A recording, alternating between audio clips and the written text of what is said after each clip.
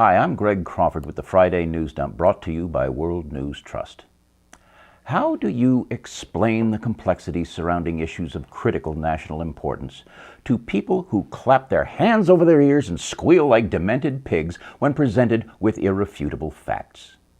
Well, your first thought might be, to hell with them. Why waste your time and energy trying to reason with bigoted idiots like Ted Nugent and the metal defectives that think he's the shining beacon of American exceptionalism? Oh, would that it were that simple, but it isn't. The sad fact is, these people not only breed indiscriminately, they vote. And they invariably vote for soulless sociopaths who exploit for their own personal and political gain the ignorance and gullibility of their constituents. This self-serving opportunism is by no means limited to Republicans, but they pretty much cornered the market on malice and mendacity. Take that constipated tortoise Senator Mitch McConnell of Kentucky.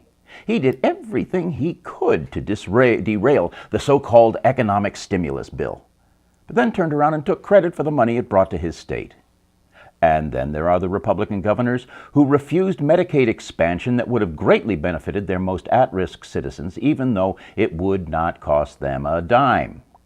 They inflicted this travesty just to pander to the Tea Party traitors that are hell-bent on bringing the nation to its knees for reasons they're too dirt stupid to articulate coherently.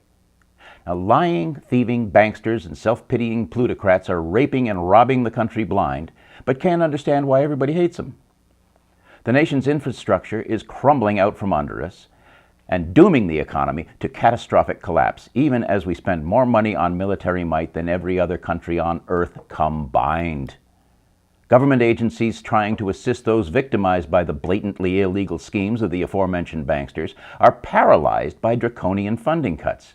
Meanwhile, corporations that post multi-billion-dollar profits every quarter rake in ever-increasing government subsidies they don't need or deserve.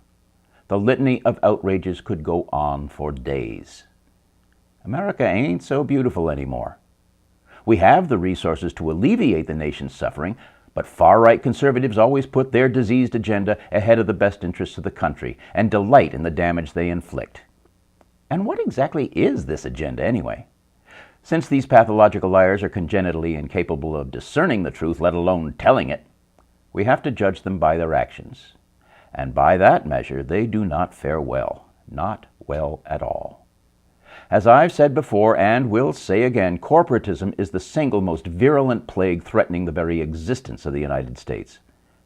We fought World War II to eradicate the collusion of big business and big government.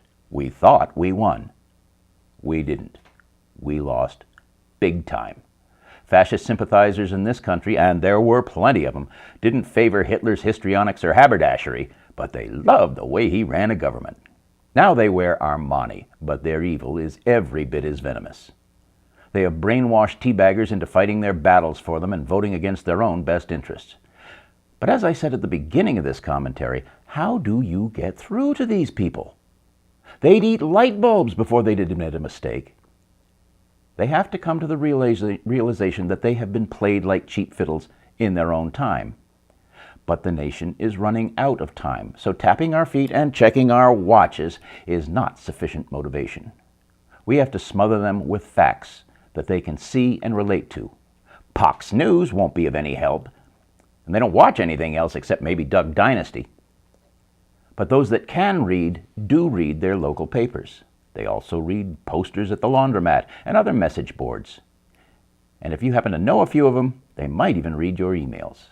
It's time to stop preaching to the choir and start getting the message out to those that might still be capable of reason. At least it's worth a try.